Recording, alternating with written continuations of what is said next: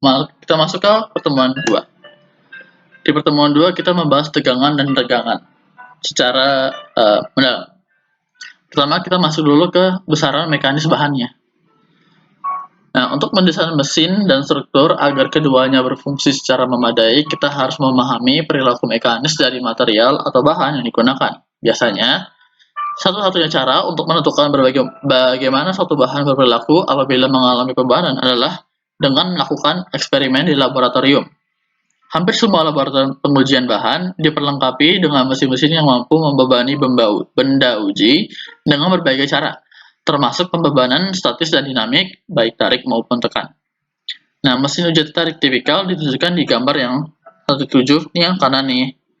Nah, benda uji dipasang di antara kedua penjepit besar dan akan dicatat deformasinya. Sementara sistem kontrol otomatis serta pengolah data membuat tabel dan grafik dari hasil pengujian. Nah, foto yang lebih detail ada dari benda uji tarik ditunjukkan dalam gambar 1/8, nanti di slide berikutnya. Nah, ujung benda uji bundar mempunyai penampang yang lebih besar di dekat penjepit agar kegagalan tidak akan terjadi di dekat penjepit. Nah, ini yang gambar 1/8 ya. Nah, situasi ini ditunjukkan dalam gambar di mana benda uji baja baru saja terputus akibat dibebani. Alat yang di kiri yang dihubungkan oleh dua buah lengan ke benda uji adalah extensometer. Nah, ini fungsinya untuk mengukur perpanjangan selama pembebanan. Agar hasil pengujian dapat dibandingkan, maka dimensi benda uji dan metode penerapan beban telah distandarisasi, gitu ya. Organisasi pembuat standar yang paling utama adalah ASTM, yaitu suatu badan teknis nasional yang menerbitkan spesifikasi dan standar untuk bahan dan pengujian. Nah, bahan uji tarik menurut standar ASTM mempunyai diameter 0,505 in dan panjang terukurnya 2,0 in. Di antara tanda-tanda pengukuran yang merupakan titik-titik di mana lengan extensometer dipasang ke benda uji yang ada di gambar 1/8 tadi. Nah, di dalam uji statik, beban diterapkan perlahan-lahan dan laju pembebanan yang teliti bukan merupakan hal yang penting karena tidak mempengaruhi perilaku benda uji. Tetapi, dalam uji dinamis, beban diterapkan secara tepat dan kadang-kadang dengan cara siklus. Nah, berikutnya ini ada gambar 1.9. Di sini, uji tekan pada metal biasanya dilakukan pada benda uji kecil yang berbentuk kubus atau silinder. Nah, besarnya beban yang diterapkan dan besarnya perpendekan benda uji dapat diukur.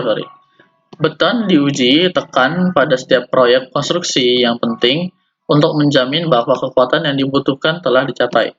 Benda uji menurut standar ASTM mempunyai diameter 6 in dan panjang 12 in, serta mempunyai umur 24 hari. Nah, benda uji serupa yang agak lebih kecil digunakan dalam melakukan uji tekan pada batuan di alat yang gambar 1.9. Lalu berikutnya kita masuk ke diagram tegangan dan regangan. Nah, bahan pertama yang akan kita bahas adalah baja strukturalnya, yang dikenal juga dengan baja lunak atau baja karbon rendah. Nah, baja struktural ini adalah suatu bahan metal yang paling banyak digunakan untuk gedung, jembatan, crane, kapal, menara, dan berbagai jenis struktur lain. Diagram tegangan regangan untuk baja struktur tipikal yang mengalami tarik ditunjukkan dalam gambar 1.10 nih yang bawah. Regangan diplot pada sumbu horizontal dan tegangan pada sumbu vertikal. Jadi tegangan di vertikal, regangan yang horizontal. Nah, ini ada gambar berikutnya ya. Nih, apabila suatu benda uji ditarik, terjadi juga kontraksi lateral. Sebagaimana telah disebutkan sebelum ini, pengurangan luas penampang yang ditimbulkannya cukup kecil terhadap perhitungan tegangan hingga sekitar titik C dalam gambar 1.10. Tetapi melewati titik tersebut, pengurangan luas mulai mengubah bentuk kurva. Di sekitar tegangan ultimate, pengurangan luas menjadi sangat nyata dan necking atau pembentukan leher pada batang tersebut terjadi di gambar 1.8 sampai 1.11, gitu ya. Selain itu, ragangan dari C ke E beberapa kali lebih besar daripada B ke C. Hubungan yang benar ditunjukkan dalam gambar 1.12 yang sebelah kanan ini, yang menunjukkan diagram tegangan dan regangan untuk baja lunak yang digambar berskala. Di dalam gambar ini, regangan dari titik 0 ke titik A sedemikian kecilnya dibandingkan dengan regangan dari titik A ke titik E, sehingga ragangan tersebut tidak terlihat, dan bagian awal dari diagram ini nampak seperti garis vertikal. Ini gambar 1.12 yang tadi dibilang hubungan yang benar ditunjukkan dalam gambar 1.12 yang ini ya. Nah, di sini diagram tegangan-regangan untuk baja struktural tipikal yang mengalami tarik. Nah, diagram berskala. Nah, masuk ke berikutnya, lalu ada, meskipun bahan-bahan tersebut mempunyai duktilitas yang cukup besar, paduan aluminium pada umumnya tidak mempunyai titik luluh yang jelas, sebagaimana ditunjukkan dalam kurva tegangan-regangan dalam gambar 1.13. Sekalipun demikian, bahan ini mempunyai daerah linear awal dengan limit proporsional yang terlihat jelas. Itu gambarnya ya, tengah. Lalu satu garis lurus ditarik pada kurva tegangan-regangan yang sejajar dengan bagian linear awal dari kurva tersebut. Nanti ada di gambar 1.14, tetapi mempunyai offset regangan standar tertentu, misalnya 0,002 atau 0,2%. Karet mempunyai hubungan linear antara tegangan dan regangan sampai regangan yang relatif besar. Regangan pada limit proporsional dapat sebesar 0,1 atau 0,2, yaitu 10 atau 20%. Setelah limit proporsional, perilakunya bergantung pada jenis karet yang ada di gambar 1.15.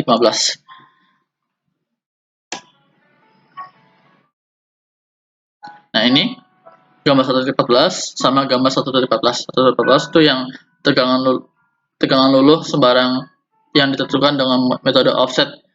Lalu 1.15 yang kurva tegangan-regangan untuk dua jenis karet yang mengalami tarik.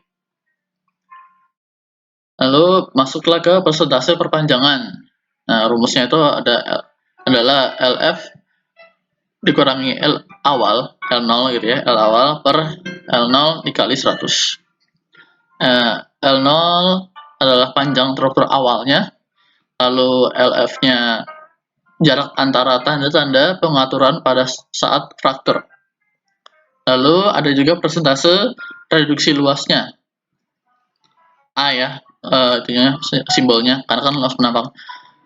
Karena luas artinya AF dikurangi A0 per A0 dikali 100.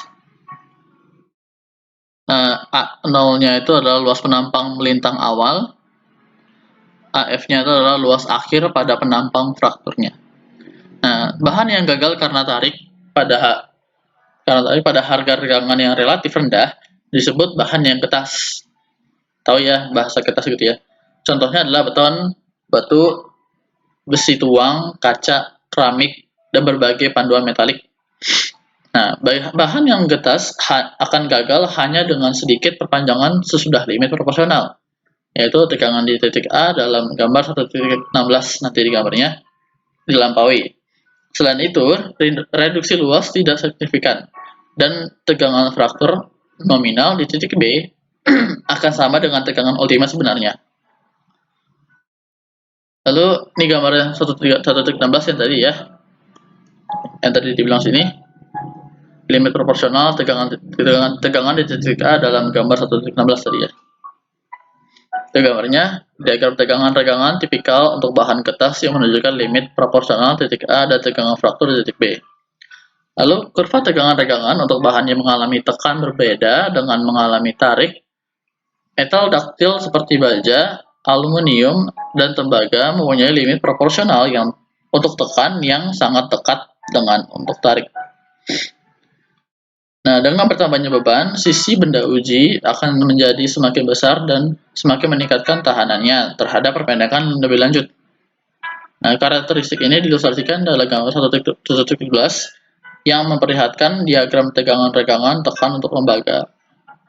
Ini untuk tembaga ya, yang mengalami tekan. Lalu kita masuk ke elastisitas, plastisitas, dan rangka. Nah, kita menerapkan beban tarik pada benda uji sedemikian hingga tegangan dan regangan berjalan dari titik pusat O ke titik A pada kurva tegangan regangan dalam gambar 1.18 yang A, yang sebelah kanan ya. Sifat bahan seperti ini yaitu dapat kembali ke dimensi semula selama beban dihilangkan, disebut elastisitas. Karakteristik suatu bahan yang mana bahan itu dapat mengalami regangan inelastis melewati regangan pada limit elastis disebut plastisitas. Nah, sekarang bayangkan bahwa beban ini dibebani kembali sesudah penghilangan beban tersebut di gambar 19 yang sebelah kanan. Pembebanan yang baru ini dimulai di titik C pada diagram dan terus mengarah ke atas hingga titik B. Di titik di mana penghilangan beban dimulai pada siklus pembebanan pertama. Ya, gambar cukup jelas ya. Lalu kita baru masuk ke yang rangka.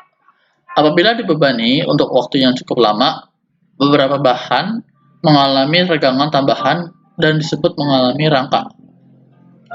Fenomena ini dapat muncul dengan berbagai cara. Sebagai contoh, anggap bahwa batang vertikal di gambar 1.20 ini perlahan-lahan ditekan oleh gaya P sehingga menimbulkan perpanjangan sebesar sigma 0. Nah, sebagai contoh kedua, untuk masalah rangka, tinjaulah kawat yang diregangkan antara dua tumpuan yang tidak dapat dipindahkan sedemikian hingga kawat itu mempunyai tegangan tarik S0. Itu kawatnya di gambar A, yang B-nya itu adalah gambar tegangan tarik dari S0-nya. Ada waktu, ada tegangannya. Ya. Nah, ini relaksasi tegangan pada sebuah kawat pada kondisi regangan konstan. Oke, sampai situ aja. Pertemuan 1 dan pertemuan 2-nya. Kurang lebihnya mohon maaf. Wassalamualaikum warahmatullahi wabarakatuh.